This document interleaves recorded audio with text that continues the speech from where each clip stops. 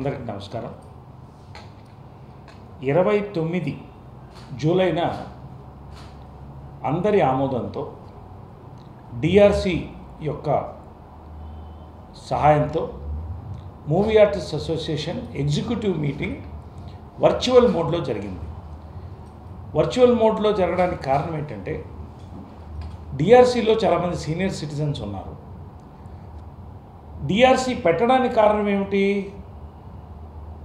ఒక ఫ్యాక్షన్ ఏర్పడింది కాబట్టి అందరూ కలిసి పనిచేయడానికి మాని ముందుకు తీసుకెళ్ళడానికి డిఆర్సి అనేటువంటి హై పవర్ కమిటీని ఎగ్జిక్యూటివ్ ఆమోదం తెలిపి డిఆర్సి కమిటీని రాటిఫై చేసి పవర్స్ ఇచ్చిన తర్వాత డిఆర్సి కమిటీ అంటే డిసిప్లినరీ అండ్ రికన్సిలియేషన్ కమిటీ.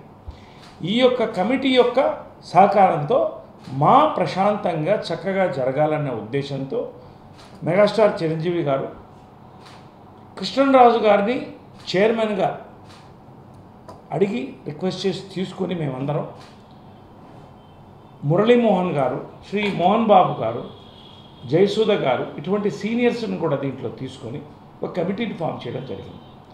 ఇటీవలే ఇద్దరు కోఆప్షన్ మెంబర్స్ని కూడా చైర్మన్ గారు మరింత పని చురుగ్గా జరగడానికి కృష్ణరాజు గారు, పెద్దలు శ్రీ గిరిబాబు గారు, పెద్దలు శ్రీ శివకృష్ణ గారిని కూడా దీంట్లో ఇంక్లూడ్ చేయడం జరిగింది. ఈ యొక్క కమిటీ యొక్క పరిశీలనలో 29th ఆగస్ట్ వర్చువల్ మోడ్లో అందరి ఆమోదంతో ఒక ఎగ్జిక్యూటివ్ జరిగింది. ఇవన్నీ మీకు మేము ఇంతకుముందు చెప్పలేదు కాబట్టి ఇప్పుడు నేను జనరల్ సెక్రటరీ గారు మీకు చెప్తున్నాం.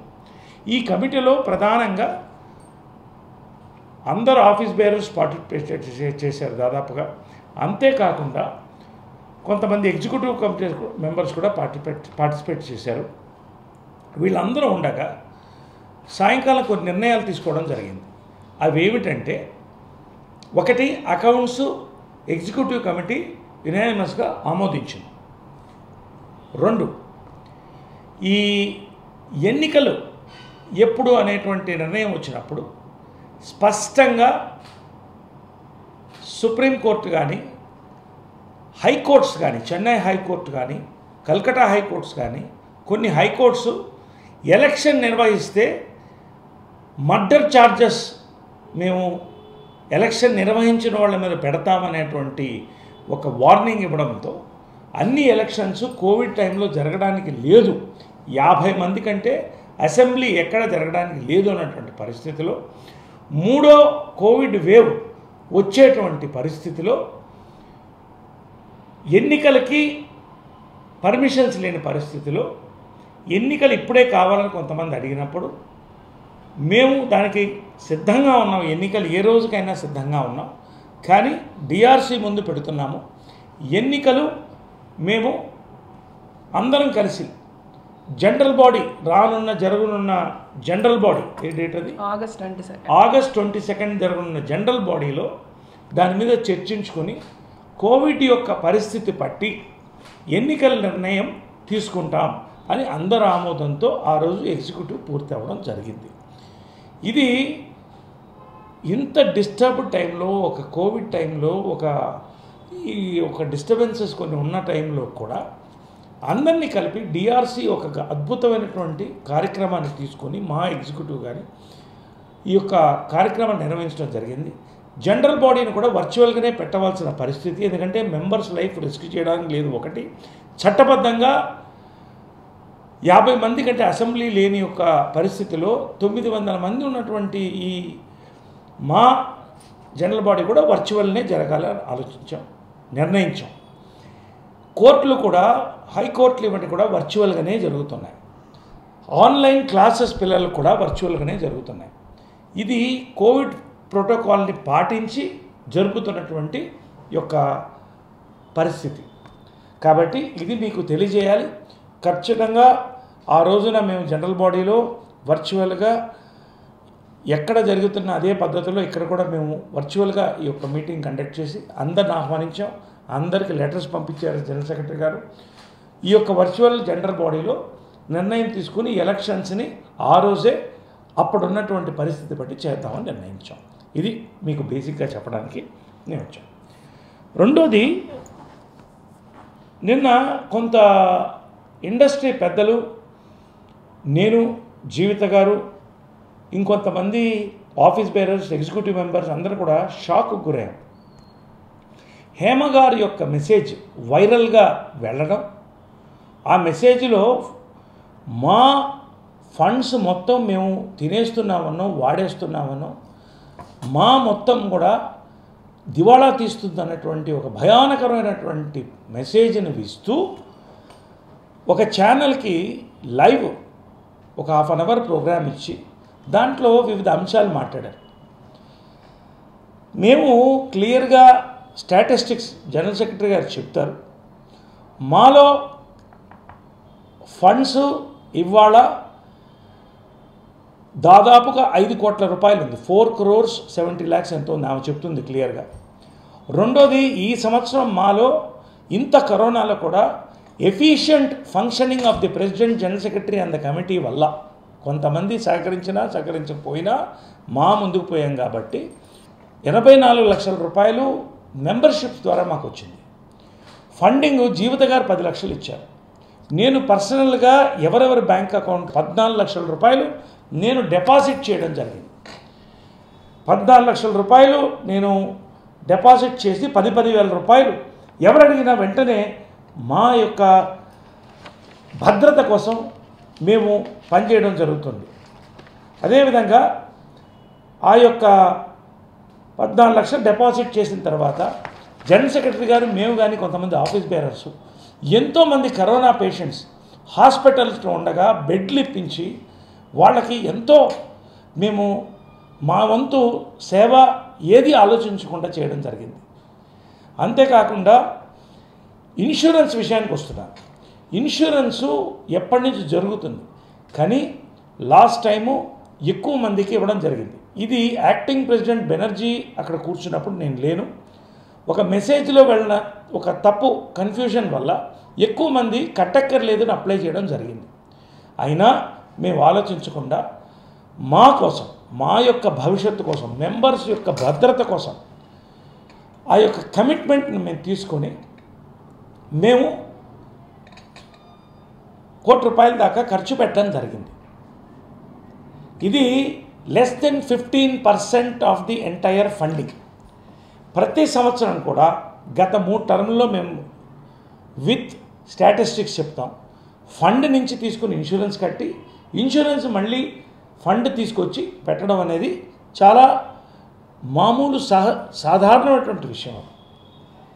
లాస్ట్ టైం కూడా మేము కొంతవరకు చేయడం జరిగింది, కానీ కరోనాలో అన్నమో రామచంద్ర అనే పరిస్థితిలో కళాకారులు మా వాళ్ళు ఉన్నప్పుడు మేము ఫోర్స్ చేయలేకపోయినప్పటికీ ఈసారి మళ్ళీ 150 మంది మెంబర్స్కి మా ఫండ్ వీలైనంత వరకు ముట్టుకోకుండా కృష్ణరాజు గారు ఆయన మనసు చేసి నేను ఒక మంచి సంఖ్యను ఇస్తానని ఆయన, జీవిత గారు నేను డబ్బులు ఇస్తాను ఆమె, నేను పర్సనల్గా 2-3 లక్షలు, నా ఫ్రెండ్స్ జాకీ ష్రాఫ్ గారు, రావు రమేష్ గారు, ఇటువంటి వాళ్ళు మేము సహకరిస్తామని అందరూ ₹1,00,000, 50,000 ఇండస్ట్రియలిస్ట్ వాళ్ళందరూ కూడా వచ్చి ఇచ్చినప్పుడు దానికి ఒక ఫండ్ని మేము తయారు చేసి మా ఫండ్ని వీలైనంత వరకు ముట్టుకోకుండా మా యొక్క శ్రమ, మాకున్నటువంటి మంచి ఇమేజ్తో మాకు వచ్చినటువంటి రెస్పాన్సు, కమిటీ పనిచేసినటువంటి తీరు, దీని యొక్క బలంతో మేము ఫండ్ తెచ్చుకుంటున్నాం.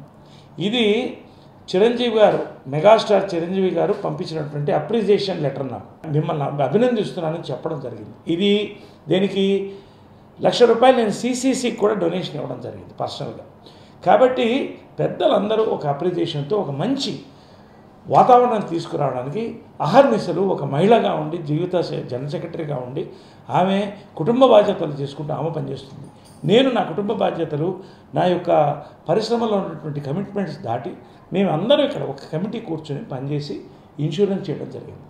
అదేవిధంగా లైఫ్ ఇన్సూరెన్స్ దాదాపు నాకు తెలిసి 13 మంది సభ్యులకి చనిపోతే వేణుమాధవ్ గారు, గీతాంజలి గారు, జయప్రకాష్ రెడ్డి, గుండు హనుమంతరావు, దేవదాస్ కనకల గారు, nursing Yadav, Rallapalli, TNR journalist, actor, వీళ్ళందరూ చనిపోయిన రోజున వితిన్ 24 hours, ఇది మా ఫండ్ నుంచి కాదు, కట్టిన ఇన్సూరెన్స్ నుంచి, ఇన్సూరెన్స్ కంపెనీ నుంచి ₹3 లక్షల ప్రతి కుటుంబానికి. ఆ టైంలో కరోనా టైంలో తినడానికి డబ్బులు లేనటువంటి పరిస్థితి ఉన్న టైంలో వాళ్ళు ఇబ్బంది పడకూడదని 3 లక్షల రూపాయలు ఒక్కొక్క కుటుంబానికి మేము ఇవ్వడం జరిగింది. అంతేకాకుండా పెన్షన్లు 6,000 రూపాయలు ఇస్తున్నాం. 50 మందికి కాదు, 33 మందికి ఎంత ఇస్తున్నాం. 6,000 రూపాయలు కూడా మాకు వచ్చినటువంటి ఫండ్ నుంచి కాదు, దాని నుంచి వచ్చినటువంటి ఇంట్రెస్ట్లో మేము ఇస్తున్నాం. ఇది మీకు అన్ని స్పష్టం చేయాలి. ఒక్కసారి ప్రెసిడెంట్ జనరల్ సెక్రటరీ ఇద్దరు కూర్చొని బాధ్యత మా మీద ఉంది కాబట్టి, మేము చెప్పాల్సిన బాధ్యత ఉంది కాబట్టి మేము ఇద్దరం కలిసి కూర్చొని చెప్తున్నాం. ఉద్యోగాల కోసం జీవిత నేను లాస్ట్ టైం 35 మందికి మేము ఇప్పించాం వేషాలు. ఆమె నడుము కట్టుకొని రైటర్స్ అసోసియేషన్కి మేమందరం వెళ్ళి ఇచ్చాం. కానీ కరోనా వచ్చింది కాబట్టి దాన్ని ముందుకు తీసుకెళ్ళకపోయి చేస్తాం.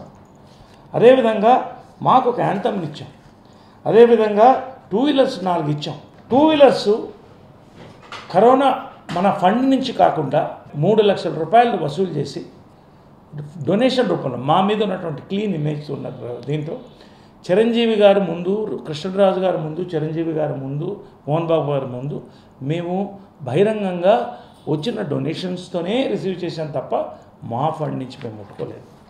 అదేవిధంగా ఫస్ట్ టైం చరిత్రలో మా చరిత్రలో 11,32,467 రూపాయలు ఇన్కమ్ ట్యాక్స్ రీఫండ్ వచ్చింది. ఈ ఫండ్ కూడా ఉన్నది. ఇవన్నీ కూడా పెట్టుకొని మా మెంబర్స్కి ఎక్కువ మంది యువతను ఆహ్వానించాలని 90,000 రూపీస్కి 10,000 రూపాయలు అందరూ నిర్ణయం తీసుకుని చేశాం. ఇవాళ 90,000 రూపీస్కి మా మెంబర్షిప్ ఇచ్చాం మొన్నటి దాకా కూడా. ఇదే కాకుండా వాయిదా పద్ధతుల్లో కూడా 25,000 రూపీస్ ఇస్తే గోల్డ్ కార్డ్ ఇచ్చి యువతని చాలామంది ఆహ్వానిస్తే దాదాపు నాకు తెలిసి 87 మంది ఈ కమిటీ ప్రెసిడెంట్ జనరల్ సెక్రటరీ ఆధ్వర్యంలో చేరారు. ఇవన్నీ కూడా efficient functioning of the committee వల్ల జరిగింది. ఇంతవరకు నేను చెప్పదలుచుకున్నాను. కానీ ఒక్క విషయం నేను మనవి చేస్తున్నానండి. ఎవరికి ఇక్కడ పదవి వ్యామోహాలు మాకు లేవు. గెలిచిన రోజునే నేను చెప్పాను, జీవితం ఉండగా అందరూ ఉండగా చెప్పాను, ఒక్కసారి నేను పోటీ చేస్తాను, రెండోసారి చేయను. మార్చు ఎలక్షన్స్ సెప్టెంబర్ జరిగేది మార్చికి పెట్టాం. మళ్ళీ సెప్టెంబర్కి ఎందుకు వెళ్ళింది? పరుచూరు గోపాలకృష్ణ గారు చెప్పిన దానిపైన వెళ్ళింది. జనరల్ బాడీ ఆమోదంతో వెళ్ళింది. ఇప్పుడున్నటువంటి కరోనా పరిస్థితుల్లో ఎలక్షన్ పెడితే మా మీద మర్డర్ ఛార్జెస్ వచ్చే అవకాశం ఉంది. ఎవరు బాధ్యత వహించాలి? దానికి మీరందరూ తప్పించుకుంటారు. జీవిత నేను బాధ్యత వహించాలి. తర్వాత ఫండ్స్ మిస్ అయ్యిందని ఒక మాట వచ్చింది. ఇది చాలా మనసు కష్టం వేసింది. మేము ఇండస్ట్రీలో పాతుకుపోయినటువంటి కుటుంబాలు 2-3 తరాలుగా మేము మా డబ్బులు మా అమ్మ 30 లక్షల పైన ఇచ్చింది. నేను ప్రతి నెల 20,000 ఇస్తున్నాను, చిన్నదో పెద్దదో. మొన్న కావాల్సినప్పుడు 15 లక్షలు ఇచ్చాను. జీవిత 10 లక్షల రూపాయలు వాళ్ళ కష్టాలు వాళ్ళ సినిమాలు ఉండగా తీసుకొచ్చి వాళ్ళు గిఫ్ట్ ఇచ్చారు ఈ టర్మ్ బాగా జరగాలని. ఫండ్స్ మేము తిన్నామనడం అనేది ఇది చాలా మాకి డ్యామేజింగ్ యొక్క మా రెప్యుటేషన్కి, ప్రెసిడెంట్ ఆఫీస్కి చాలా డ్యామేజింగ్ యొక్క వెరీ డ్యామేజింగ్ మాట ఇది. ఎందుకంటే నేను ఒక్కడే సంతకం చేస్తే 10,000 రూపాయలు మాత్రమే వస్తుంది. జీవిత నేను సంతకం చేస్తే 1,00,000 రూపాయలు మాత్రమే డ్రా చేయగలం. 1 కోటి రూపాయలు డ్రా చేయాలి, 50 లక్షలు డ్రా చేయాలి, 10 లక్షలు డ్రా చేయాలంటే 3 సంతకాలు ఉండాలి. అంటే జనరల్ సెక్రటరీ గారు, ప్రెసిడెంటు, ట్రెజరర్ కలిసి మేము డబ్బులు తిన్నామన్నా తప్పండి. నేను ఎవరిని దూషించట్లేదు. నేను ఒకటే ఫైనల్గా కోరుకుంటున్నాను, ఇంతకంటే నేను మాట్లాడదలుచుకోలేదు. ఎందుకంటే ప్రతి వాళ్ళకి నేను సమాధానం ఇస్తూ మేము కూర్చోలేదు. కరోనా టైంలో అర్ధరాత్రులు కూడా వెళ్ళి హాస్పిటల్, కవిత వాళ్ళ హస్బెండ్ చచ్చిపోతే పిల్లలకి ఆమె వెళ్ళి హాస్పిటల్లో కూర్చుంది. రజనీకాంత్ అనే మెంబర్కి చనిపోయే పరిస్థితిలో కాంటినెంటల్లో మేము బెడ్ ఇప్పించి ఆ కుటుంబాన్ని కాపాడాం. ఇలాగా శివబాలాజీ ఇంకెంతోమంది ఉన్నారు. వాళ్ళందరూ కూడా పూర్తి సమయం బెడ్ల మీద కాన్సన్ట్రేషన్ చేసి లాక్డౌన్ అంతా కూడా పనిచేశాం. చాలా కష్టం ఇస్తుంది మనసుకి ఒకటి. రెండోది, ఇటువంటి వ్యాఖ్యలు, ఇర్రెస్పాన్సిబుల్ వ్యాఖ్యలు ఏదైతే ఉన్నాయో, దిస్ అట్రాక్ట్స్ సెక్షన్ 8 ప్రకారం బైలాస్లో ఇది డిసిప్లినరీ యాక్షన్కి ఖచ్చితంగా తావుతీస్తుంది. ఎందుకంటే మా భవిష్యత్తు దృష్టిలో పెట్టుకొని, మా ప్రతిష్టను దృష్టిలో పెట్టుకొని మా యొక్క మెంబర్స్కి సందేహాలు క్రియేట్ చేసి కరోనా టైంలో ఎలక్షన్స్ కోసం పాకులాడి మేము చేయాలి వాళ్ళని, మేము కూర్చోవాలని ఇలాంటి స్టేట్మెంట్స్ ఇవ్వడం అనేది మేము ఖండిస్తున్నాం. మేము స్పష్టంగా మీకు ఉన్నది ఫ్యాక్ట్స్, పేపర్ మీద కాగితాలు పెట్టుకుని ఇప్పుడు కూడా కాగితాలు పెట్టుకునే మేము మాట్లాడుతున్నాం. ఈ కాగితాలు ఆల్రెడీ ప్రెస్కి మేము పంచడం జరిగింది. ఆ రోజు జీవిత షూటింగ్ నుండి రాలేకపోయింది, మళ్ళీ ఇప్పుడు కూడా మేము ముందు పెడుతున్నాం. అందరి మెంబర్స్కి పంపిస్తాం. తర్వాత ఖచ్చితంగా ఇది డిసిప్లినరీ అండ్ రికన్సిలియేషన్ కమిటీకి ఈ జరిగినటువంటి 2 రోజులుగా పరిణామాలు ఈ టైంలో డిస్టర్బ్ అవుతున్నటువంటి మా దృష్టిలో పెట్టుకొని మేము కూడా వాళ్ళకి పంపించడం జరుగుతుంది. వాళ్ళకి వదిలిపెడతాం. ఖచ్చితంగా వాళ్ళు ఏ నిర్ణయం తీసుకుంటే దాన్ని బట్టి మేము కూడా మా యొక్క ఆమోదాన్ని తెలుపుతాం. అందరికీ నమస్కారం. ఇప్పుడు ఇంతసేపు ప్రెసిడెంట్ నరేష్ గారు మాట్లాడారు.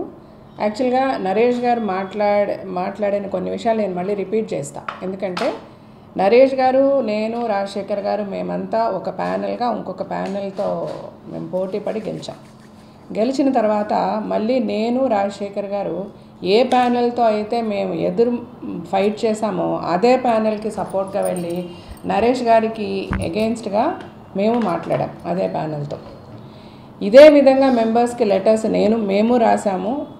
అంటే ఆపోజిట్ ప్యానెల్తో, ఏది శివాజీ రాజా గారు హెడ్ చేసిన ఒక ప్యానెల్తో మేము ఏ ప్యానెల్తో అయితే ఫైట్ చేసామో ఆ ప్యానెల్తో మేము నరేష్ గారిని ఎదిరించి, నరేష్ గారు వల్ల మాకు ఈ ఇష్యూస్ ఉన్నాయి, ఇవి మనమందరం సార్ట్అవుట్ చేసుకోవాలని ఇదే విధంగా ఈరోజు హేమ గారు నిన్న ఒక లెటరు, అంటే ఆవిడ పర్సనల్గా నేను పంపించాను, మెంబర్స్కి నా ఫ్రెండ్స్కి పంపించానని చెప్పినప్పటికీ అది మరి ఎవరు లీక్ చేశారు, ఎవరన్నా వాళ్ళ ఇంట్లో వచ్చి దొంగతనంగా తీసుకెళ్ళి ఎవరికన్నా చెప్పారు, లేకపోతే ఆవిడ నమ్మిన మెంబర్స్ ఆవిడని బ్యాక్ స్టాప్ చేసి మరి మీడియాకి ఇచ్చారో మనకు తెలియదు. కానీ అది మీడియాలోకి అయితే ఆవిడ వాయిస్ మెసేజ్ కానీ ఆవిడ లెటర్ కానీ తప్పకుండా మీడియాలోకి వచ్చింది. అండ్ దెన్ దాని తర్వాత ఫాలోడ్ ఆవిడ ఏబిఎన్లో ఒక ఇంటర్వ్యూ కూడా ఇచ్చారు.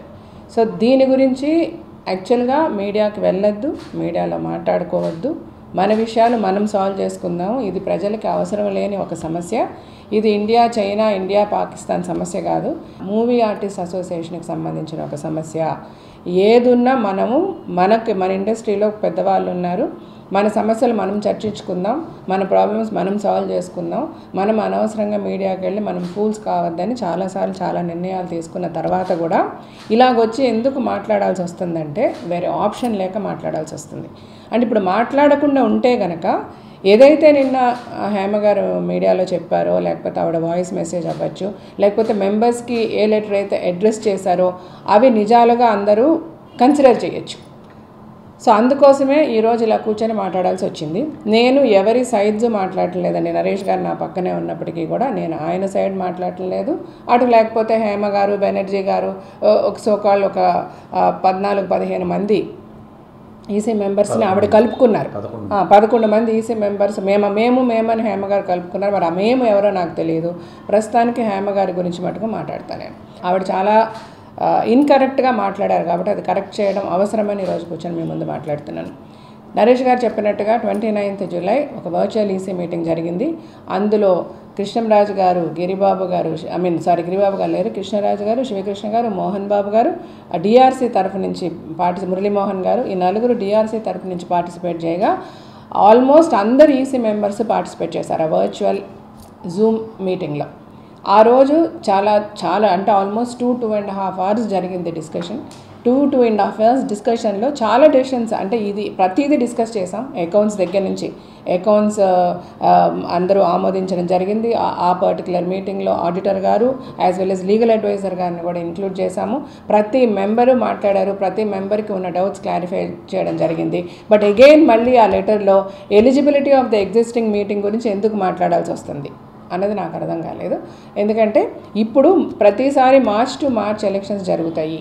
సో ఈసారి మార్చ్లో ఎలక్షన్స్ జరగలేదు కాబట్టి ఇప్పుడున్న కమిటీకి పవర్ ఉందా అన్న క్వశ్చన్ ఒక మెంబర్ డాక్టర్ రవి గారు అడగడం జరిగింది. దానికి క్లియర్గా లీగల్ అడ్వైజర్ గారు మళ్ళీ ఒకసారి ఎలక్టెడ్ బాడీ మళ్ళీ ఎలక్షన్స్ జరిగేంత వరకు this elected body has got all the powers to run the officers అన్నది చాలా క్లియర్గా చెప్పడం జరిగింది. ఇలాగ ప్రతి క్వశ్చన్స్కి అంటే I request the media or the members, మెయిన్గా మీడియా కూడా రావాలి. అండ్ మెంబర్స్, ప్రతి మెంబర్ని మేము ఇండివిజువల్గా చెప్పలేను కాబట్టి నేను చెప్తున్నాను. I'm not taking any sides. ఆ ఈసీ మీటింగ్ మినిట్స్ కూడా నేను నోటీస్ బోర్డులో పెట్టిస్తాను. ఒక్కసారి ఆ ఈసీ మీటింగ్లో ఏమేమి క్వశ్చన్స్ అడిగారో వేటికి సమాధానాలు చెప్పాము, దేనికి అన్నిటికీ ఒక క్లారిటీకి వచ్చి మొత్తం ఈసీ మెంబర్స్ ఒక తాటి మీదకి వచ్చి ఒక డెసిషన్ తీసుకొని ఆగస్ట్ 22న ఏజీఎం నడుపుతాము. ఆ ఏజీఎంలో ఎలక్షన్స్ గురించి డిస్కస్ చేస్తాము, అకౌంట్స్ రాటిఫై చేసుకుంటాము. ఎలక్షన్ డిస్కషన్ అంటే డిసైడింగ్ ద డేట్ ఆఫ్ ఎలక్షనే, అంతే కదా. ఏ రోజు ఎలక్షన్ పెట్టుకోవాలన్నది ఈరోజు ఈసీ మీటింగ్లో డేట్ ఫిక్స్ చేసేయాలి. అంటే ఫస్ట్ జనరల్ బాడీ మీటింగ్లో ప్రతిసారి మార్చికి జరిగే ఎలక్షన్స్ ఇక నుంచి సెప్టెంబర్లో జరిగితే బాగుంటుంది అని పరుచూరి గోపాలకృష్ణ గారు ఒక సజెషన్ చేశారు. అప్పుడు the total executive committee members అందరూ కూడా అటెండ్ చేశారు. జనరల్ బాడీలో చాలా ఫస్ట్ జనరల్ బాడీ అంటే మేము విన్ అయిన తర్వాత ఫస్ట్ జనరల్ బాడీలో, మా కమిటీ విన్ అయిన తర్వాత ఫస్ట్ జనరల్ బాడీలో ఎప్పుడైతే పరుచూరి గోపాలకృష్ణ గారు సజెస్ట్ చేశారో దానికి కూడా ఒక రీజన్ చెప్పారు ఆయన. మనం మార్చిలో కనుక ఎలక్షన్స్ పెట్టి మనం గెలిచిపోతే మనకి జూన్లో మనము జనరల్ బాడీ పెడతాము. అప్పుడు మనకి ముందు వర్క్ చేసిన కమిటీ పెట్టిన ఖర్చుల్ని, అకౌంట్స్ని మనము రాటిఫికేషను, మనం ఎక్స్ప్లెనేషన్ ఇవ్వాల్సిన అవసరం వస్తుంది. అది that is leading to lot of confusions. కాబట్టి సెప్టెంబర్కి ఎలక్షన్స్ కనుక జరుపుకుంటే ఏ కమిటీ అయితే ఫంక్షన్ చేసిందో 2 years ఆ కమిటీ జనరల్ బాడీలో క్లియర్గా ఉన్న అకౌంట్స్ అన్నీ రాటిఫై చేసి వాళ్ళకి ఇవ్వాల్సిన సమాధానాలన్నీ ఇచ్చి వాళ్ళు ఎలాగ వర్క్ చేశారో ఆ టర్మ్లో ప్రతిదానికి ఏజీఎంలో ప్రతి మెంబర్కి సమాధానం చెప్పి వాళ్ళు ఎగ్జిట్ అయితే కొత్త కమిటీ వచ్చినప్పుడు కొత్తగా ఫ్రెష్గా వర్క్ చేయడానికి బాగుంటుంది అని ఆయన ఇచ్చిన సజెషన్ని టోటల్ కమిటీ మెంబర్స్ మొత్తం ఈసీ మెంబర్స్ అందరూ as well as the general బాడీలో ఆ రోజు అటెండ్ అయిన ప్రతి మెంబరు యాక్సెప్ట్ చేసి ఇలాగ వెళ్దాము అని అనుకున్నారు. ఆ తర్వాత సెప్టెంబర్ నుంచి ఎలక్షన్స్ అనే ఒక ఉద్దేశంతోనే నడుపుతూ వచ్చాము. ఆ తర్వాత జరిగిన 1-2 ఈసీ మీటింగ్లు కూడా జరిగాయి. వాటిల్లో కూడా మళ్ళీ ఈ జనరల్ బాడీ ఎలక్షన్స్ అన్నది డిస్కస్ చేసుకోకపోయినప్పటికీ అందరిమీ ఒక అండర్స్టాండింగ్తో సెప్టెంబర్ నుంచి ఎలక్షన్స్ అన్న థాట్లోనే నడిచింది. కానీ సరే మార్చిలో పెట్టాలన్నా ఏప్రిల్లో పెట్టాలన్నా మెయిన్గా కోవిడ్ ఈ పాండమిక్ సిచ్యువేషన్లో మార్చిలో కానీ ఏప్రిల్లో కానీ మన ఎలక్షన్ పెట్టే పరిస్థితి లేకుండా అది కూడా మొన్న ఈసీలో చాలా క్లియర్గా సరే మీరు అలాగనుకున్నారు, మేము ఇలాగనుకున్నాం, ఏదేమైనా పెట్టాలనుకున్నప్పటికీ మనకి కోవిడ్ సిచ్యువేషన్ ఉన్నందువల్ల జరగలేదు, గవర్నమెంట్ ప్రోటోకాల్ ఉంది, వీటన్నిటి వల్ల జరగలేదు. ఓకే, ఇప్పుడు మనంతా ఒక అండర్స్టాండింగ్కి వచ్చి సెప్టెంబర్లో పెట్టుకుందాం. As per the first general బాడీలో తీసుకున్న నిర్ణయం ప్రకారం సెప్టెంబర్ 2nd సండే ఎలక్షన్స్ పెట్టుకుందాం అన్న థాట్ ఉంది. అది అలా ఉంచుకుందాం. కానీ ఇప్పుడు ఈరోజు ఈసీ మీటింగ్లో డేట్ ఫైనలైజ్ చేయాలి అని కొంతమంది మెంబర్స్ అడిగినప్పుడు మన డిఆర్సీ చైర్మన్గా కృష్ణరాజు గారు అవ్వచ్చు, మోహన్ బాబు గారు అవ్వచ్చు, అందరం కలిసి ఏమన్నారంటే ఇప్పుడు మనము డేట్ అన్నది అనౌన్స్ చేయకుండా మనము ఇది ఏజీఎంలో పెట్టుకుందాము. ఇమీడియట్గా ఈ రోజు నుంచి 21 daysలో వర్చువల్గా ఈ ఏజీఎం కూడా వర్చువల్గానే కండక్ట్ చేస్తున్నాము. మళ్ళీ సేమ్ కోవిడ్ ప్రోటోకాల్ వల్ల ఈరోజు మనం ఫిజికల్గా ఏజీఎం కండక్ట్ చేయలేము కాబట్టి అందరిమీ ఎలక్షన్స్కి ప్రిపేర్ అయ్యాం కాబట్టి ఈ ఎలక్షన్ డేట్ అన్నది ఏజీఎంలో మనము ఫైనలైజ్ చేసుకుందాము అని ఒక అండర్స్టాండింగ్ వచ్చాం. ఈ AGM in between AGM DRC కూడా ఒకసారి వాళ్ళు మీట్ అయ్యి అసలు ఎలక్షన్స్ ఎలా నడపాలి, ఏమి నడపాలి, ఉన్న ప్రోటోకాల్ ఏంటి, రేపు కోవిడ్ సిచ్యువేషన్ ఎలా ఉంటుంది, వీటన్నిటి మీద కూడా పెద్దలు కూడా ఒక నిర్ణయం తీసుకుంటాం, మాకు కొంచెం టైం ఇస్తే ఇవన్నీ కూడా ఏజీఎం రోజు చక్కగా డిస్కస్ చేసి హెల్దీగా ఎలక్షన్స్ డేట్ అనేది ఫైనలైజ్ చేసుకుందాం అనుకున్నాం. అసలు ఇందులో కన్ఫ్యూజన్ ఏంటో నాకు అర్థం కాలేదు. దాని గురించి మళ్ళీ ఎందుకు హేమ గారు మాట్లాడాల్సి వచ్చిందో కూడా నాకు అర్థం కాలేదు. అలాగే నరేష్ గారు ప్రెసిడెంట్గా ఉండిపోవాలనుకుంటున్నారా, ఆయనకి కుర్చీ దిగడానికి ఇష్టం లేదు, లేకపోతే దానివల్ల కొంతమంది అటువైపు చాలా ప్రయత్నాలు జరుగుతున్నాయి, ఇవన్నీ కూడా చాలా తప్పండి. అక్కడ ఆ పొజిషన్లో నరేష్ గారు ఉన్నా, బెనర్జీ గారు ఉన్నా, ఎవరున్నా, హేమ గారున్నా నేను అదే మాట్లాడతా. అలాంటి ఒక డిస్కషను రాలేదు, అలాంటి ఒక థాటు లేదు, అంత పని లేకుండా ఎవరు ఇక్కడ పని కూడా చేయటం లేదు. చాలా క్లియర్గా నరేష్ గారు నెక్స్ట్ ఎలక్షన్కి తను ఈ ఒక్క టర్మ్ ఆయన ప్రెసిడెంట్గా ఉంటానని చెప్పారు. ఆ మాట మీద ఆయన ఆ రోజు నుంచి ఈ రోజు వరకు ఉన్నారు. ఇక్కడ నిన్న హేమ గారు చెప్పిన ఈ మాటలన్నీ కూడా చాలా తప్పుగా అనిపించాయి నాకు. ఎందుకంటే ఒక అండర్స్టాండింగ్తో మనందరం కలిసి కూర్చొని మాట్లాడుకున్నాం, ఈసీలో కొన్ని డెసిషన్స్ తీసుకున్నాం. అసలు అవసరం ఏమొచ్చింది ఇప్పుడు? ఎలక్షన్స్ ఎవరు పెట్టమంటున్నారు? మెంబర్స్కి కన్ఫ్యూజన్ దేనికి? మనం మెంబర్స్ని ఎక్కడికి లీడ్ చేస్తున్నాం? మెంబర్స్ అనే వాళ్ళకి దయచేసి నేను ఏమి రిక్వెస్ట్ చేస్తున్నానంటే please give them the freedom to think and vote. మనం ఎవరికి ఓట్ చేయాలి, మనకి ఎవరు పని చేస్తారన్నది దయచేసి వాళ్ళని ఆలోచించుకొని ఓట్ చేయనివ్వండి. మనం ఎందుకు ఇన్ని కైండ్ ఆఫ్ ఒక కన్ఫ్యూజన్స్ వాళ్ళ మైండ్లోకి మనం తీసుకెళ్తున్నాం? ఇప్పుడు నిన్న చెప్పిన హేమ గారు మాట్లాడిన కొన్ని వాట్సాప్లో కొన్ని విషయాలు తప్పకుండా మాట్లాడాల్సిన అవసరం ఉంది. ఎందుకంటే ఫండ్ అంతా తీసేసి ఖర్చు పెట్టేస్తున్నారు. పెన్షన్స్ ఆయన హ్యాపీగా కూర్చొని అంటే నరేష్ గారి పేరు చెప్పినా ఇక్కడ ఆఫీస్ కండక్ట్ చేస్తున్నది, రన్ చేస్తున్నది యాజ్ ఎ జనరల్ సెక్రటరీగా నేను ఆన్సరబుల్ కాబట్టి, అంటే ఇండైరెక్ట్గా నన్ను కూడా అన్నట్టే కాబట్టి నేను దీనికి సమాధానం చెప్పాల్సిన అవసరం ఉంది కాబట్టి చెప్తున్నాను. ఇప్పుడు 6,000 రూపీస్ నరేష్ గారు పెన్షన్స్ అనౌన్స్ చేశారు, ఆయన ఇచ్చేస్తున్నారు, ఆయన సమ్మం పోయిందని ఆవిడ అడిగారు. 6,000 rupees pensions out of the interest what ever the funds we have మేము ఇస్తున్నాం. రెండోది కార్పస్ ఫండ్ అంతా పోయింది, 5 కోట్లు ఉండేది, 5 కోట్లు కాదు, ఆవిడ ఫిగర్స్ అని కూడా రాంగ్ చెప్తున్నారు, 5 కోట్ల పైన కొంచెం ఎక్కువే ఉండేది మనం మేము టర్మ్ స్టార్ట్ చేసినప్పుడు. సరే అది పక్కకు పెట్టినప్పటికీ కార్పస్ ఫండ్కిలో మనకి మెడిక్లైమ్కి ఇచ్చేశారు, లైఫ్ ఇన్సూరెన్స్కి ఇచ్చేశారు, ఆల్రెడీ అది 3 కోట్లు అయిపోయింది. ఇప్పుడు మళ్ళీ మెడిక్లైమ్ కట్టేస్తే కనుక అసలు ఏమీ ఉండదు, ఫ్యూచర్లో మనకి ఏమీ మిగలదు. అండ్ మళ్ళీ మెడిక్లైమ్ కడితే ఫ్యూచర్ అంటే కూడా ఎక్కువ లేదు, ఇంకొక సంవత్సరంలో మొత్తం 0 అయిపోతుంది అని చెప్పారు. అది కరెక్ట్ కాదండి.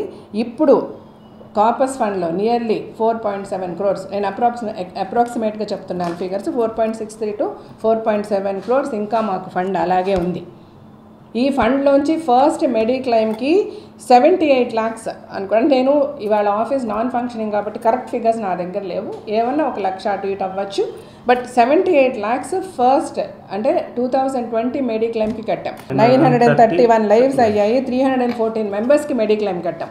అదెంత 78 lakhs కట్టాం. ఆ 78 lakhs ఎస్ మనం ఫండ్లోంచి తీసి కట్టాం.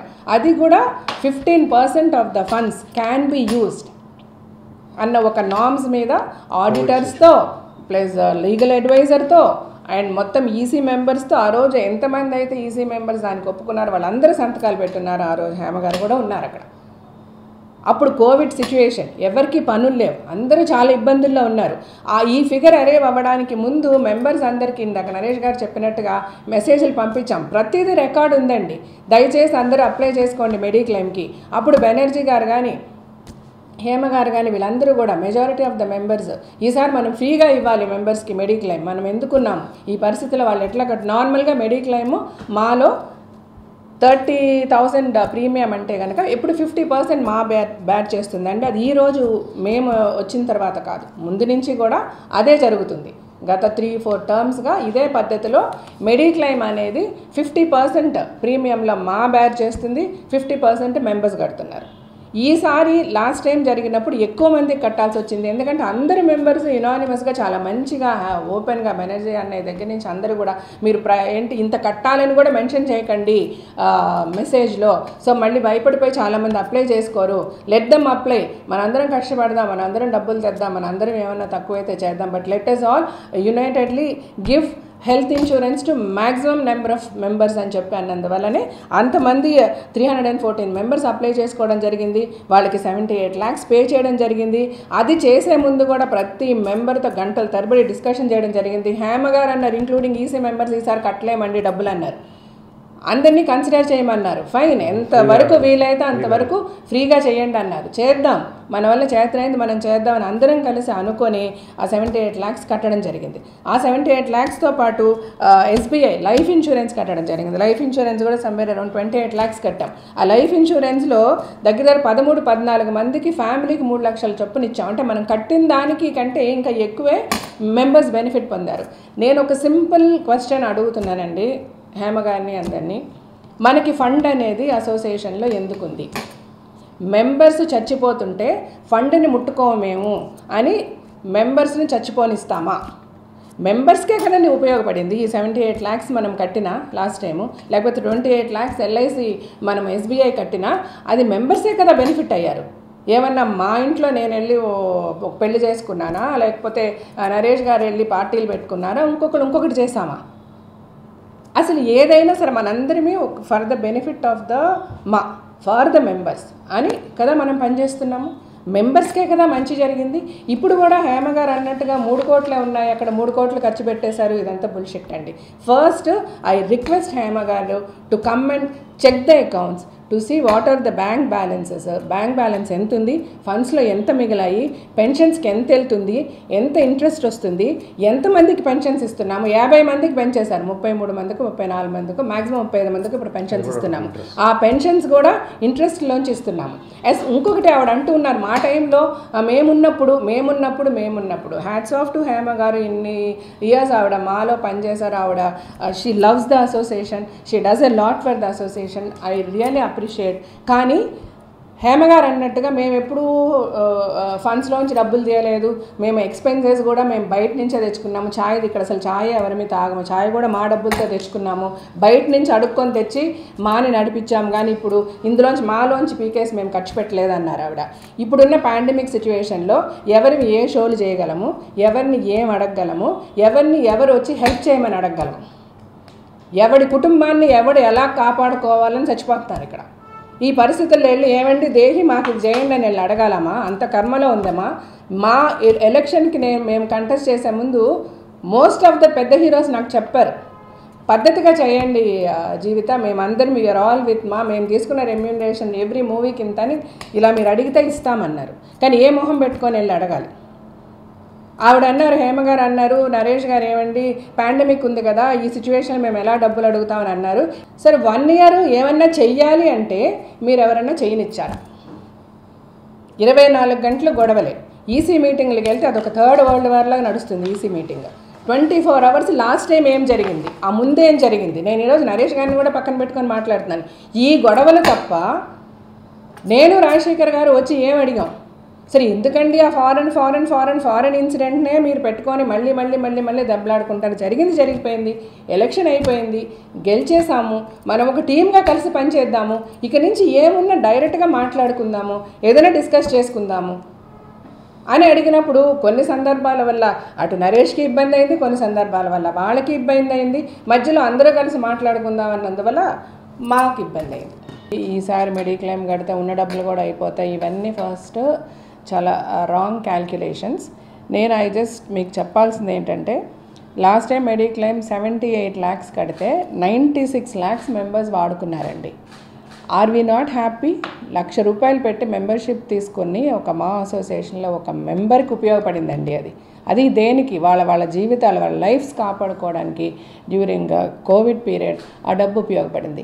అంతకంటే మనం ఫండ్ రైజ్ చేసాం, మేము కష్టపడి ఫండ్ రైజ్ చేసాం. మరి రాళ్ళు మోసి రాళ్ళు కొట్టి బండలు కొట్టి కష్టపడి ఫండ్ రైజ్ చేశారు. దేనికోసం చేశారు? మెంబర్స్ వెల్ఫేర్ గురించి చేసాం. ఇప్పుడు ఆ మెంబర్స్ వెల్ఫేర్కే కదా అది ఉపయోగపడింది.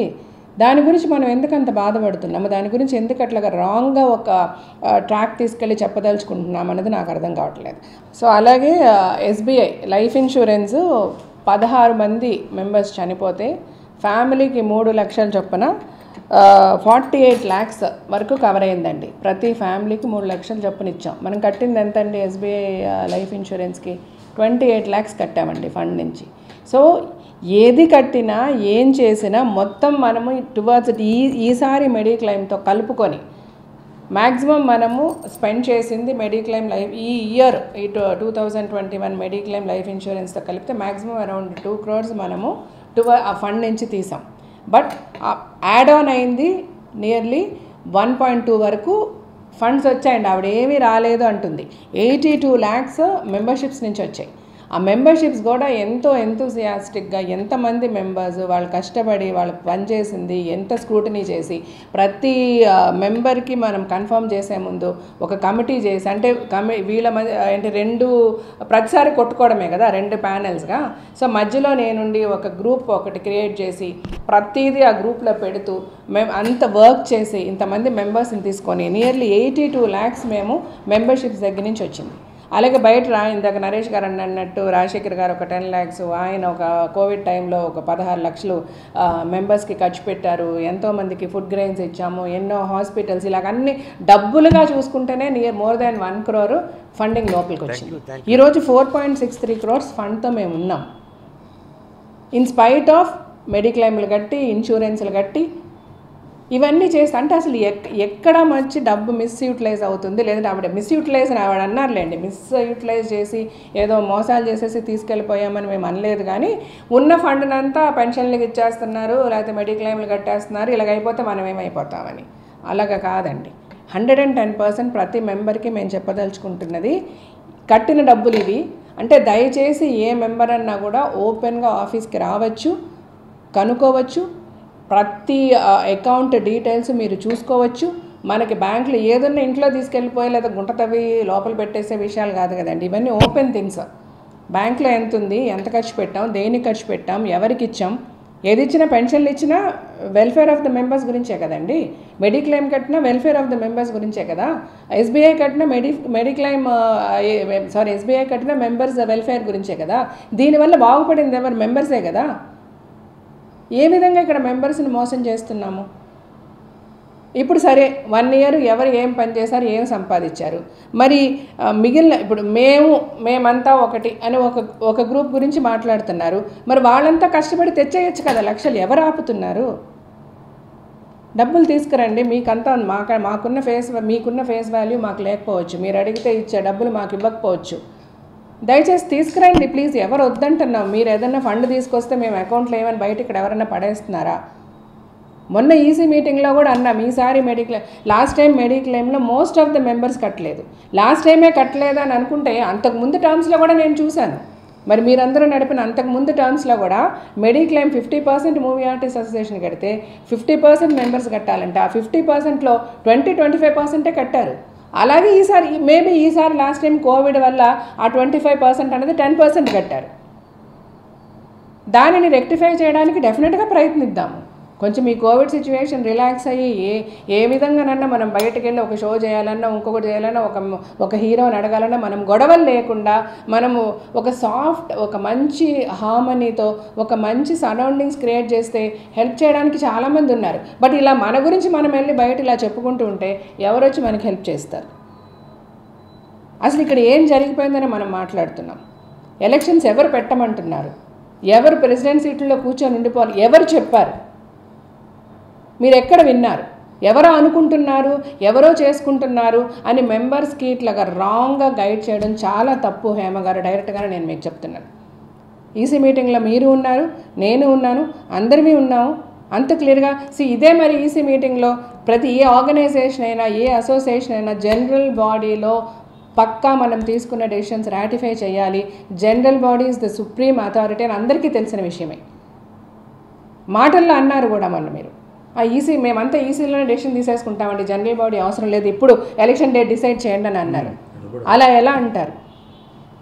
జనరల్ బాడీలో మనం డిసైడ్ చేసి మాట్లాడుకోకుండా ఎలక్షన్ డేట్ ఎలా తీసుకోగలుగుతాం? అందుకనే మీకు చెప్పి మీకు ప్రామిస్ చేసి మీరు డిలే చేసేస్తారు ఏజీఎం అని నన్ను అంటే కూడా నేను మీ అందరికీ ప్రామిస్ చేశా, ఎట్టి పరిస్థితులు ఈ రోజు నుంచి 21 డేస్లో నేను ఏజీఎం పెడతానండి, అది వర్చువల్గా పెట్టిస్తానండి. I will make sure it will work. And ఏజీఎంలో మనం ఎలక్షన్ గురించి కాల్ తీసుకుందాము, అందరికీ ఎలక్షన్స్ కావాలి అని. ఇంకెందుకు మీరు ఎవరిని ఏ విధంగా రాంగ్ గైడ్ చేయాలని ఆర్ మిస్గైడ్ చేయాలని నిన్న ఇంటర్వ్యూ ఇవ్వాల్సి వచ్చింది, లేకపోతే ఈ వాట్సాప్ మెసేజ్ పంపించాల్సి వచ్చింది, లేకపోతే మెంబర్స్కి లెటర్స్ పంపించాల్సి వచ్చింది. ఆ లెటర్లో మళ్ళీ ఎలిజిబిలిటీ ఆఫ్ దిస్ కమిటీ అని మళ్ళీ డిస్కస్ చేశారు. ఈసీ మీటింగ్లో మనం ఏం మాట్లాడుకున్నాం? ఆఫీస్కి దయచేసి ప్రతి మెంబర్ని వచ్చి ఈసీ మీటింగ్ మినిట్స్ నేను నోటీస్ బోర్డులో పెడతానండి. ఈసీ మీటింగ్లో ఇప్పుడున్న కమిటీకి ఉన్న ఎలిజిబిలిటీ ఏంటి అన్నది చాలా క్లియర్గా డిస్కస్ చేయడం జరిగింది. దానికి క్లియర్గా లీగల్గా ఒక ఒపీనియన్ ఇవ్వడం జరిగింది. And we're 100% eligible to run the office అన్నది అందరూ యునానిమస్గా యాక్సెప్ట్ చేయడం జరిగింది. అక్కడి నుంచి మేము వర్క్ చేస్తున్నాం. ఏ రోజు మేము వర్క్ చేయడం ఆపలేదు, ఏ రోజు ఏ మెంబర్ని ఆఫీస్కి రావద్దని చెప్పలేదు. ప్రతి ఒక్కరిని పార్టిసిపేట్ చేయమనే చెప్తున్నాం. ప్రతి విషయాన్ని నేను గ్రూప్లో పెడతా, నా దగ్గర అన్ని మెసేజెస్ ఉన్నాయి. మీరు ఎందుకు యాక్టివ్గా వచ్చి ఎందుకు పార్టిసిపేట్ చేసి పనిచేయటం లేదు? ఎవరు వద్దంటున్నాం? 100 రూపాయలు తెచ్చిచ్చినా వీ విల్ టేక్ ఇట్ అండి. It is a big help. ఎవరం కాదని లేదు, ఎవరికి చేతనైంది వాళ్ళని చేస్తున్నాం. మీరే అన్నారు ఏంటి ఈ గ్రూపులు 2 కొట్టేసుకుంటున్నారని చెప్పేసి మధ్యలో చిరంజీవి గారు వచ్చి డిసిప్లినరీ ఏంటి రీకన్సిలేషన్ కమిటీ పెట్టామని మీరే కదా అన్నారు. మరి ఇప్పుడు ఈరోజు ఎందుకు ఆ డిసిప్లినరీ అండ్ రీకన్సిలేషన్ కమిటీని తప్పు చెప్తున్నారు? వాళ్ళెవరని ఎందుకు అడుగుతున్నారు? వాళ్ళెవరు డిసైడ్ చేస్తారని మీరు ఎందుకు అడుగుతున్నారు? ఇది మీరు అందరూ కలిసి మేమే చిరంజీవి గారు అని మాట్లాడి పెట్టారు, మా అందరి మధ్య ఒక హార్మనీ క్రియేట్ చేయడానికి అని మీరన్న మీరే ఈరోజు ఎందుకు ఆ డిఆర్సీ పనిచేయటం లేదు? మేము ఆ రోజు నుంచి ఆ మాట కట్టుబడే డిఆర్సీనే ప్రతిదీ అడుగుతున్నాం, ప్రతి విషయం వాళ్ళ కన్సర్న్ తీసుకుంటున్నాం. ఒక ఈసీ మీటింగ్ అవ్వచ్చు, ఒక ఏజీఎం అవ్వచ్చు, ఒక ఎలక్షన్ అవ్వచ్చు. ఎందుకంటే ఇండస్ట్రీలో పెద్దవాళ్ళు అని అంటే లెక్క పెట్టుకోవచ్చు. ఆ పెద్దవాళ్ళతో ఆధ్వర్యంలో వాళ్ళని అడిగి వాళ్ళు చేస్తామని మీరే చెప్పారు. మీరే చెప్పి అదే డిఆర్సీ డిసైడ్ చేశారు. అదే డిఆర్సీ 40 days నరేష్ గారు లీవ్లో వెళ్తే బెనర్జీ గారు ప్రెసిడెంట్గా ఉంటారు, టెంపరీ అన్నారు. మరి అదే డిఆర్సీ అవన్నీ మీరు యాక్సెప్ట్ చేశారు కదా. ఇప్పుడు ఎందుకు డిఆర్సీ కాదు అంటున్నారు? దీనికి ఎలాగ రిప్లై చెప్పరు? ఇది నేను అంతా దయచేసి మెంబర్స్కి చెప్తున్నానండి, ఎందుకంటే ఆ లెటర్లో ఉంది అవన్నీ. మీరు ఆ లెటర్ రేపు చదువుతారు కదా, దానికి ఒక క్లారిఫికేషన్ కావాలి కదా. సో ఇప్పుడు కూడా ఏమంటున్నాం, డిఆర్సీ కాదు, సుప్రీం అథారిటీ ఈజ్ ఏజీఎం.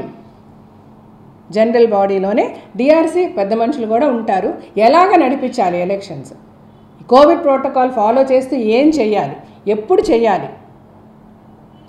ఎందుకంటే మనం కొట్టుకుంటున్నామని మీరే అంటున్నారు కాబట్టి పెద్దవాళ్ళని తీసుకొచ్చామని మీరే అంటున్నారు. ఆ పెద్దవాళ్ళు సజెషన్స్ ఇవ్వడానికి, ఎలక్షన్స్ వద్దని చెప్పడానికి కాదు. మీటింగ్లు ఎలక్షన్స్ వద్దని ఎవరూ చెప్పలేదు.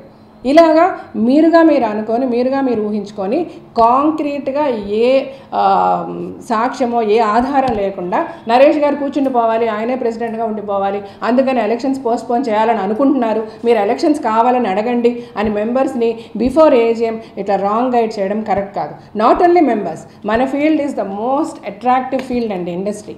ఇక్కడ ఏం జరిగినా న్యూసే. మనల్ని మనం ఎక్కడ పెట్టుకుంటున్నాం ప్రజల్లో? What are we trying to tell the people? ఇక్కడ ఎవరు ఏం చేసేసారు, ఎవరిని ఏం మోసం జరిగిపోయింది, ఎవరిని రావద్దంటున్నారు? అసలు ఇట్స్ లైక్ చాలా హాటింగ్గా ఉంది అండి ఇలా కూర్చొని మాట్లాడడానికి.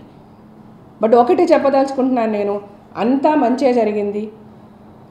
మీరు అంటున్నట్టుగా అసలు పైసా రాలేదు అన్నది లేదండి. To the members more than 1 crore మన టర్మ్లో వచ్చిందండి డబ్బులు. అండ్ ఇప్పుడు మనం డ్రైన్ అయిపోయాము, మనకు జీరో బ్యాలెన్స్ కాదండి. 4,70,00,000 వరకు మనకి ఇప్పుడు ఫండ్లో ఉందండి. ఈసారి మెడిక్లెయిమ్ కూడా కట్టేశామండి 60 లక్షలు. మెంబర్స్ దగ్గర నుంచి డబ్బులు రావాలి. ఈసారి రిక్వెస్ట్ చేస్తున్నాం, ఫుల్ ప్రీమియం కట్టుకోగలిగిన మెంబర్స్ దయచేసి కట్టుకోండి అంటున్నాం. ప్రతి ఒక్కరు కలిపితేనేనండి చేయగలం. జస్ట్ ఒక ఈసీ కమిటీ ఇంతమంది మెంబర్స్ని ఎన్నుకున్నప్పుడు ప్రతి మెంబరు ఫైట్ చేయండి. సరే ఓకే, మీకు హార్మోనీ లేదు, నరేష్ గారితో మీరు కలిసి పనిచేయరు, లేకపోతే ఇంకొకరితో రాజశేఖర్ గారితో పనిచేయరు, నాతో పనిచేయరు, లేకపోతే నాకు ఇష్టం ఉంది కష్టం ఉంది. బట్ యాజ్ ఎన్ ఇండివిజువల్ మిమ్మల్ని ఓటేసి గెలిపించినప్పుడు మీరు మా మెంబర్స్కి you're always open to do things అండి. మీరేం చేశారు? వచ్చి చెయ్యండి. ఎవరు వద్దంటున్నారు? ఎందుకు మెంబర్స్ని రాంగ్గా గైడ్ చేస్తున్నారు? కూర్చొని డబ్బులు ఖర్చు పెట్టేస్తున్నారని. ఎవ్వరు కూర్చొని డబ్బులు ఖర్చు పెట్టేయడం లేదండి. పెట్టిన ప్రతి పైసా కూడా అరే మేము బిల్డింగ్ కట్టుకోవడానికి ఇదేంటండి ఇట్లా వాడేశారంటే, బిల్డింగ్ ఇంపార్టెంటా, మనిషి చచ్చిపోతుంటే లైఫ్ ఇంపార్టెంటా అండి? బిల్డింగ్ కట్టుకొని తీసుకెళ్ళి సవాలు పెట్టుకోలేం కదా. ఈసారి మనం వాడాము 78 లక్షలు వాడాము అంటే జనాల మెంబర్స్ జీవితాలు కాపాడబడ్డాయండి దానివల్ల. వాళ్ళు డబ్బులు కట్టుకోలేకపోయారు, కట్టుకోగలిగితే కట్టుకుంటారు. ఈరోజు ఇంతమంది పెద్ద హీరోలు ఉన్న ఇండస్ట్రీ రేపు అవసరం ఉంది, ప్రాబ్లం ఉంది సార్ అంటే ముందుకొచ్చి సహాయం చేయలేరా? చాలామంది సహాయం చేసే పరిస్థితుల్లో ఉన్నారండి. మనం ఒక ప్రాపర్ వే క్రియేట్ చేయాలి మాలో ఉండి. మనం ఎలక్ట్ అయిన మెంబర్స్ అందరినీ ప్రతిసారి కొట్టుకోవడం అయిపోతుంది. లాస్ట్ టైం అలాగే జరిగింది, అంతకు ముందుసారి అలాగే జరిగింది, మళ్ళీ ఈసారి కూడా నాకు షాక్. ఒక పక్కన ఒక ప్యానెల్, ఒక పక్కన ఒక ప్యానెల్. దీనికి ఒకటి ఇనానిమస్గా డిసైడ్ చేసుకోవాలి. మనందరిమీ ఒకటే, పొద్దున్న లేస్తే ఒకరి మొహాలు ఒకరు చూసుకోవాలి. సరే పోనీ ఇనానిమస్గా వద్దు, మనం ఎలక్షన్ పెట్టుకుందాం. ఓకే, ఎలక్షన్ పెట్టుకుందాము. ఈ పోస్టులు ఉన్నాయి, ఎవరు సేవ చేయగలమని అనుకుంటున్నారో కంటెస్ట్ చేయండి. దీనికి ఎందుకండి ప్యానెల్స్, దీనికి ఎందుకండి వాళ్ళు వీళ్ళకి సపోర్ట్ చేస్తారు, వాళ్ళకి సపోర్ట్ చేస్తారు, ఇవన్నీ అవసరమే లేదండి. మనకి మనం పని చేయగలమంటే మన మీద నమ్మకం ఉంటే మెంబర్ వచ్చి ఓట్ చేస్తాడు. ఆయనకు ఒక ఫ్రీడమ్ ఇవ్వండి, మెంబర్స్కి ఒక ఫ్రీడమ్ ఆఫ్ మైండ్ ఇవ్వండి, వాళ్ళని ఆలోచించుకొని ఇవ్వడానికి. ఇలాగ ఊరికినే రాంగ్గా ఎందుకు మనం వాళ్ళని గైడ్ చేయాలి? వాళ్ళకి ఏమి ఇస్తున్నాము? ఈ రాంగ్ గైడెన్స్ వల్ల ఒక కన్ఫ్యూషన్, ఒక ఇన్సెక్యూరిటీ తప్ప. దయచేసి నేను మెంబర్స్ అందరికీ చేతులు జోడించి నమస్కరించి చెప్తున్నానండి, మీరందరూ చాలా సెక్యూర్డ్గా ఉన్నారు. మాలో ఏమి అన్యాయాలు, ఏమి మోసాలు, ఏమి మిస్యూటిలైజేషన్లు జరగడం లేదు. ప్రతి పైసా మెంబర్ వెల్ఫేర్కే ఉపయోగపడింది. ప్రతి పైసా మెంబర్ వెల్ఫేర్కి ఎగ్జిక్యూటివ్ మెంబర్స్ అందరితో ఒక డిస్కషన్ చేసి, డిఆర్సీ వచ్చిన తర్వాత డిఆర్సీతో కూడా డిస్కషన్ చేసి, అంటే పెద్దవాళ్ళు ఇండస్ట్రీలో ఉన్న సోకాల్ పెద్దవాళ్ళతో మాట్లాడే ప్రతి పైసా ఖర్చు పెట్టడం జరిగింది. అండ్ ఆ ప్రతి పైసా కూడా మెంబర్ వెల్ఫేర్కే కదా ఉపయోగపడింది. ఏ విధంగా ఒక పార్టీ పెట్టామా, ఒక డిన్నర్ పెట్టామా, ఏ విధంగా మిస్యూటిలైజేషన్ జరిగింది అంటే నాకు నిజంగా అంటే this is to the public, ప్రజలకు చెప్తున్నాను, వీఆర్ ఎక్స్ట్రీమ్లీ సారీ. మా ఇష్యూస్ ప్రతిసారి మీ ముందుకు తీసుకొచ్చి చాలామంది నేను కమెంట్స్ కింద చూస్తుంటారు, అరే మీ ప్రాబ్లం మీరు చూసుకోండి అయ్యా మాకు ఎందుకని చాలామంది కమెంట్స్ పెడుతుంటారు మా గురించి ఏదైనా వస్తే. సో అలాంటి వాళ్ళకి చెప్తున్నాను, extremely sorry for the trouble sir, but there is no other way. ఇలాగ చెప్తేనే అందరికీ రీచ్ అవుతుంది. ఎందుకంటే ఒక రాంగ్గా ఒక మెసేజ్ వెళ్ళిపోయినప్పుడు ఆ మెసేజ్ని ఏ విధంగా కరెక్ట్ చేయగలమంటే this is the only way I thought. అందుకని I had to come and sit in front of the camera today and వచ్చి మాట్లాడాల్సిన అవసరం వచ్చింది. Apart from this nothing is happening with మా అండ్ మెంబర్స్ అందరికీ కూడా దయచేసి ఎలక్షన్స్ కావాలంటే ఎలక్షన్స్ పెట్టుకుందాం. ఎలక్షన్స్లో మీకు నచ్చిన వాళ్ళకి, మీరు మెచ్చిన వాళ్ళకి అంటే ఈ ఎలక్షన్ అనే కాదు, ఏ ఎలక్షన్ అయినా అంతే. ఒక పబ్లిక్ ఎలక్షన్ అనుకోండి, ప్రజలు ఆలోచించుకోవాలి. ఏ పార్టీ అన్నది కాదు, లేకపోతే ఎవరి గురించి ఎవరు మాట్లాడుతున్నారు అన్నది కాదు, లేకపోతే ఎవరికి గ్లామర్ ఉన్నది అన్నది కాదు, మనకి ఎవరు సహాయం చేయగలరు, మనకెవరు రీచబుల్గా ఉన్నారు, ఎవరు మన గురించి ఆలోచించగలరు, వాళ్ళకి ఓట్ చేయాలి. ఇది సింపుల్ లాజిక్. మా ఎలక్షన్ అన్నా కూడా అంతే. దయచేసి ఎవరు ఏమి మాట్లాడినా, నేనైనా మాటలకి క్యారీ అవ్వద్దు, లేకపోతే అపియరెన్స్కి క్యారీ అవ్వద్దు. మీరు ఆలోచించండి, మీకు ఏది మంచి అంటే వాళ్ళకి ఓట్ చేయండి, వాళ్ళని గెలిపి. ఎందుకంటే డెఫినెట్గా మనందరిమీ ఒకటి, మీరు బాగుపడాలని నేను సిన్సియర్గా అనుకుంటున్నాను. మీకు మంచి జరగాలని నేను కానీ, రాజశేఖర్ గారు కానీ, అటు నరేష్ గారు కానీ ఎవరున్నా, అంటే ఈరోజు మాలో కంటెస్ట్ చేసి మా కమిటీలో ఉన్న ప్రతి మెంబర్కి కూడా అదే థాట్, అది కూడా నేను కాదంటలే. ఈరోజు హేమ గారికి కూడా అదే అభిప్రాయమే. హెల్తీగా మనం ఎలక్షన్కి వెళ్దాము, హెల్తీగా మనకి ఓట్ చేయమని అడుగుదాము. అంతేగాని ఒకరి మీద ఒకరు లేనిపోనివి చెప్పుకొని, లేకపోతే మాలో అదైపోతుంది ఇదైపోతుంది, వాళ్ళు ఉంటే అలా అయిపోతుంది, మేము వస్తే ఇలా అయిపోతుంది, అలాంటి టాపిక్స్ లేకుండా, ఎందుకంటే అలాంటిది జరగట్లేదు కాబట్టి జెన్యున్గా మనం కంటెస్ట్ చేద్దాము. మీరేం మంచి చేయగలరో చెప్పండి మెంబర్స్ని, వాళ్ళకి మీరు కేర్ చూపించండి, వాళ్ళకి కేర్ తీసుకోండి, గెలవండి. అలా చేద్దాం అందరినీ, మేమైనా మీరైనా. Let's follow this healthy way అని చేతులు జోడించి నమస్కరిస్తూ మెంబర్స్కి ఇంకొకసారి మాలో ఏమీ తప్పులు జరగలేదు, every single rupee is spent in the right way. రేపు మనం ఈ ప్రపంచం మొత్తం ఫేస్ చేస్తుంది కోవిడ్. ఈ కోవిడ్ బారి నుంచి బయటపడిన రోజు మనం ఫండింగ్ 1 రూపాయి కాదండి 10 రూపాయలు తెచ్చుకోగలం. ఎందుకంటే ప్రతి ఒక్కరు సపోర్ట్ చేయడానికి రెడీగా ఉన్నారు. మన ఇండస్ట్రీలోనే మనం బయటకి, మనది crores of rupees సంపాదించి పెడుతున్న ఒక ఇండస్ట్రీ, అటు గవర్నమెంట్కి కూడా crores of rupees ట్యాక్సెస్గా ఇస్తున్న ఒక ఇండస్ట్రీ. ఎవరో దగ్గర చేతులు చాచాల్సిన అవసరమే లేదు మనకి. మన ఇండస్ట్రీలో మన వాళ్ళే చాలామంది మనకు సహాయం చేయడానికి రెడీగా ఉన్నారు. So in the best possible way మాని మనము చాలా పెద్ద లెవెల్కి తీసుకెళ్ళగలము, అన్నెసెసరీ పాలిటిక్స్ని పక్కన పెడితే. సో వన్స్ అగైన్ మెంబర్స్కి ఎవ్రీథింగ్ ఈజ్ ఫైన్. ప్రతి ఒక్కరూ ఏ క్షణం అనుకుంటే ఆ క్షణం, మన ఆఫీస్ మార్నింగ్ 9:30 నుంచి ఈవినింగ్ 6-6:30 వరకు ఉంటారు. ఎప్పుడన్నా ఎవరన్నా రండి, ఇట్స్ యువర్ బేసిక్ రైట్. ఇక్కడ ఏం జరుగుతుందో చూడండి, చూసి ఒక నిర్ణయం తీసుకోండి. ఒక కళాకారుడు చిన్న పెద్ద చాలామంది పేదలు 1,00,000 రూపాయలు ఇచ్చి మెంబర్షిప్ చేసినప్పుడు వాళ్ళకి భద్రత కావాలి, ఉద్యోగ విషయంలో కానీ, అదేవిధంగా ఆరోగ్యపరంగా కానీ, ఒక మెంబర్ చనిపోతే కానీ. కాబట్టి మెంబర్స్ యొక్క welfare is the foremost of every organisation. Members చనిపోయిన తర్వాత ఒక భవనం కట్టుకోవాలి, దాంట్లో అందరు ఫోటోలు పెట్టుకుంటాము. ఒకటే అడుగుతున్నాను, ఖచ్చితంగా భవనం అవుతుంది, అది పెద్ద సమస్య కాదు, ఇందాక జ్యోతి గారు చెప్పినట్టు. కాబట్టి కోవిడ్లో మ్యాక్సిమం చేస్తున్నాం, దయచేసి అర్థం చేసుకోండి. రెండోది, డిఆర్సీ కమిటీ స్పష్టంగా ఒక పీస్ కమిటీ లాగా అరేంజ్ చేసి రాటిఫై చేసి చిరంజీవి గారు, కృష్ణగన్ రాజు గారిని చైర్మన్గా పెట్టి, చిరంజీవి గారు, మోహన్ బాబు గారు, మురళీమోహన్ గారు, జయస్తు గారిని పెట్టాం, రాటిఫై చేసాం మనమే ఎగ్జిక్యూటివ్లో. మరి అదే కమిటీని ఇవాళ సందేహిస్తుంటే అది చాలా పెద్ద క్రైమ్ అని నేను అనుకుంటున్నా. మనం ఏర్పాటు చేసుకున్న పెద్దల కమిటీ, పైగా రాజశేఖర్ యొక్క, నా మిత్రుడు ఎగ్జిక్యూటివ్ వైస్ ప్రెసిడెంట్ రాజశేఖర్ యొక్క రిజిగ్నేషన్ ఆమోదించి మళ్ళీ అందరూ యునానిమస్గా మన ఎగ్జిక్యూటివ్లు అడిగితే మనం మళ్ళీ డిఆర్సీకి మనమే చెప్పుకున్నాం ఆయన తీసుకురండి మళ్ళీ అని. కాబట్టి మనమే దాన్ని రాటిఫై చేసి మనమే వద్దని ఇవన్నిటికీ కన్ఫ్యూషన్కి పక్కన పెట్టండి. DRC is supreme. ఏదైతే హైకోర్టు సుప్రీంకోర్టు ఉంటుందో ఇట్స్ ఎ సుప్రీం. అండ్ మా committee, the president, general secretary and the members of the executive shall run we have all the powers till the elections. ఖచ్చితంగా పవర్స్ని మిస్యూటిలైజ్ చేయకుండా జరుపుతాం. మరొక్కసారి మేము వాడు నొక్కి వక్కాణిస్తున్నాం. Last, ఎందుకంటే అనవసరంగా పెద్దవాళ్ళ పేరు తీస్తున్నారండి.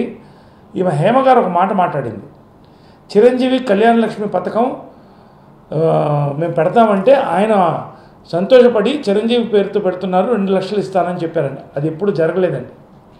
జరిగింది ఏంటంటే శివాజీ రాజా పీరియడ్లో చిరంజీవి ఈ యొక్క పథకం కళ్యాణ లక్ష్మి పథకం శ్రీకాంత్ పేరులో ఒక పథకం, అప్పుడు ఆయన ఆఫీస్ బేరర్గా ఉన్నాడు, మా అమ్మ పేరుతో విజయనుల గారి పేరుతో పెన్షన్ పథకం ఇలా పెడితే నేను చిరంజీవి గారికి అందరికీ ఎక్స్ప్లెయిన్ చేశాను, ఇది ఒకళ్ళు పేరు పెడితే ఇంకొక ఇష్యూ వస్తుంది, రేపు శ్రీకాంత్ పేరు పెడితే రాజేంద్ర ప్రసాద్ అడుగుతారు, ఇంకోళ్ళు వస్తుంది, పేర్లు పెట్టొద్దు, మనం ఎవరు ఇస్తే వాళ్ళని సంతోషంగా వాళ్ళని అనౌన్స్ చేస్తాం అని చెప్పి అందరి పేర్లు తీసేయడం జరిగిందండి. నేను హేమ గారికి ఒకటే చెప్తున్నాను, దయచేసి పెద్దవాళ్ళ పేర్లు దీంట్లో లాక్కండి, అనవసరంగా దీంట్లో లాక్కొద్దు. ఎవరు మిమ్మల్ని చిరంజీవి గారి పేరు పెట్టమని ఆయన అడగలేదు. ఇవన్నీ అనవసరంగా మా యొక్క ప్రతిష్టని భంగపరిచే పరిస్థితిలో ఉంది. డైరీ 8.5 లక్షల రూపాయలు అయ్యే డైరీని సేమ్ క్వాలిటీతో 4.5 లక్షల రూపాయలతో శివబాలాజీ వీళ్ళతో కమిటీ వేస్తే వాళ్ళు కూర్చుని అర్ధరాత్రులు పనిచేసి జీవిత గారు వీళ్ళు ఈ డైరీని సేమ్ క్వాలిటీతో తీసుకొచ్చాం. ఆ డబ్బులు ఎక్కడ పోయాయి? మరి ఇవన్నీ మేము సేవ్ చేయలేదా? 11 లక్షల రూపాయలు వెనక్కి రాలేదా? 87 లక్షలు మెంబర్షిప్లో వాటిలో రాలేదా? ₹1 కోటి ఫండ్ వచ్చింది కదా, తప్పండి. లాస్ట్ నేను ఒకటే కోరుతున్నాను, ఇందాక జీవిత గారు చెప్పినట్టు మా ఎలక్షనే కాదు, మీరు మేము ఇప్పుడు ప్రెసిడెంట్ జనరల్ సెక్రటరీగా మాట్లాడుతున్నాం. ఒక ఫ్రెండ్లీ కంటెస్ట్, ఒకవేళ కంటెస్ట్ ఉన్నా ఫ్రెండ్లీ కంటెస్ట్గా ప్రశాంతంగా ఒకరినొకరు దూషించుకోకుండా వెళ్ళాలి. రెండోది, మీరు అబ్జర్వ్ చేయండి, మీరు ఇప్పుడు ఓటేసారు, గెలిపించారు, ఈ కమిటీ ఎంత చేయాలో అంత చేశారు, ప్రూఫ్ ఉంది. మీరు మళ్ళీ ఎలక్షన్ వచ్చినా ఓటేసేటప్పుడు సరదాగా ఫ్రెండ్లీగా ఓటు మాత్రం ఫ్రెండ్లీగా వేయద్దు. ఆలోచించండి, మా భవిష్యత్తు మీ భవిష్యత్తు కొరకు ఆలోచించి రెస్పాన్సిబుల్ పీపుల్కి ఓటేయండి. ఎవరన్నా కానివ్వండి, హేమ గారైనా కానివ్వండి, రెస్పాన్సిబుల్ పీపుల్, కలుపుకుపోయే పీపుల్, పనిచేసే పీపుల్కి ఓటేయండి అని నేను ప్రెసిడెంట్ జనరల్ సెక్రటరీ ఇద్దరిని కూడా మిమ్మల్ని, ఎందుకంటే పబ్లిక్ దీంట్లో అబ్జర్వ్ చేస్తున్నారు కాబట్టి ప్రతి వాళ్ళకి కూడా మేము వినిపిస్తాం. నేను నరేష్ గారు ఇద్దరం చెప్పినట్టుగా ఈ డిఆర్సీని ఈసీ మెంబర్స్, ఈసీ కమిటీ మొత్తం అందరం కలిసి పెట్టుకొని వాళ్ళ ద్వారా, వాళ్ళ ఇన్స్ట్రక్షన్స్ ద్వారా మనం ఫాలో చేద్దామని చెప్పిన తర్వాత దీంట్లో లీగల్ అంటే కొంతమంది మెంబర్స్ మాట్లాడుతున్నారు, ఇది లీగాలిటీ లేదు, లేకపోతే అది లేదు, ఇది లేదు. సో ఇప్పుడు మనం అంతా లీగాలిటీ ప్రకారం కోర్టుల దగ్గర నుంచి ఆర్డర్స్ తెచ్చుకొని అయితే పని చేయమండి. ఇది ఈ ఇండస్ట్రీ, ఫిల్మ్ ఇండస్ట్రీ మొత్తం కలిపి, అటు ప్రొడ్యూసర్స్, డైరెక్టర్స్, రైటర్స్, ఎవరన్నా సరే ఈ 24 ఫెడరేషన్స్ అందరం కలిపి ప్రతిసారి ప్రతి చిన్న విషయానికి కోర్టుకు వెళ్ళి లీగాలిటీస్ ఉన్నాయని ఎవరం పనిచేయం కదా. ఇది ఏదైనా మంచి చెడు, మనకి ఏది మంచి జరుగుద్ది, మరి ఎవరికంటే పని లేకుండా వచ్చి కూర్చున్నారు ఈ పెద్దవాళ్ళందరూ ఇక్కడ మనతో కూర్చొని మాట్లాడడానికి. ఏదైనా మన మెంబర్స్కి మంచి జరగడం గురించి అని వాళ్ళు వచ్చారు, మనము అదే మర్యాదను మెయింటైన్ చేస్తూ మనం రన్ చేస్తున్నాము. ఇందులో లీగాలిటీ ఇష్యూస్ అని కొంతమంది మాట్లాడడం కూడా కరెక్ట్ కాదు. ఇలాంటివన్నీ కూడా రాంగ్ ఐడియాస్ని మీరు మెంబర్స్లోకి తీసుకెళ్ళి వాళ్ళల్లో ఒక భయాన్ని, ఒక ఇన్సెక్యూర్, పాపము ఈ మెంబర్స్ అంతా ఎవరండి, బాగున్న వాళ్ళకి ఇట్స్ నథింగ్. ఇప్పుడు కష్టాల్లో ఉన్నవాళ్ళు, లేకపోతే పూరర్ సెక్షన్, మిడిల్ క్లాస్, ఇలాగ ఉన్న మా మెంబర్స్ అందరికీ కూడా వీళ్ళకి భయం వచ్చేస్తుంది the way we project. So దయచేసి అలాంటి మెంబర్స్కి నేను చెప్తున్నాను, ద హోల్ ఇండస్ట్రీ, అంటే నాట్ ఓన్లీ మన movie artist association, the whole industry is with us. మనకి సహాయం చేయడానికి అటు డైరెక్టర్స్ అవ్వచ్చు, అటు ప్రొడ్యూసర్స్ అవ్వచ్చు, మేము వెళ్ళాము. ఇందాక నరేష్ గారు చెప్పినట్టు మనకి ఆపర్చునిటీస్ కావాలి, మన మెంబర్స్కి ఆపర్చునిటీస్ కావాలి, ప్రతి సినిమాలో ఆపర్చునిటీస్ వచ్చేలాగా ఎలా చెయ్యాలి, చాలా మాట్లాడాం. ఒకటి నేనేంటి హ్యాపీగా ఏం చెప్పదలుచుకుంటున్నానంటే అందరూ సహాయం చేయడానికి సిద్ధంగా ఉన్నారు, మనం దాన్ని రైట్ వేలో తీసుకెళ్ళగలిగితే. సో దయచేసి మనందరినీ ఒక హ్యాపీగా, హెల్తీగా, యునైటెడ్గా ఒక మంచి ఒక పాత్, ఒక వే క్రియేట్ చేసి, ఒక దారి క్రియేట్ చేస్తే అందరూ మెంబర్స్ చాలా బెనిఫిట్ అవుతాము. మూవీ ఆర్టిస్ట్ అసోసియేషన్ నెక్స్ట్ లెవెల్కి మనం తీసుకెళ్ళగలము. ఇవన్నీ కూడా చాలా టెంపరీగా, ఎమోషనల్గా, ఇప్పుడు హేమ గారు మాట్లాడినా ఎవరు మాట్లాడినా ఇవన్నీ కూడా జస్ట్ బేస్లెస్. దేనికి బేస్ లేదు, దేనికి ప్రూఫ్ లేదు. మీకు ఎలాంటి నిజం తెలుసుకోవాలన్నా దయచేసి ఆఫీస్కి రండి, కాల్ చేయండి, నేను వచ్చి ఎక్స్ప్లెయిన్ చేస్తాను మీకు. ఆ రోజు తప్పని మీకు అనిపిస్తే చెప్పుతో కొట్టండి, అంత స్ట్రాంగ్గా నేను చెప్పగలను, ఎందుకంటే అంత కరెక్ట్గా పనిచేస్తున్నాం కాబట్టి. Thank you so much.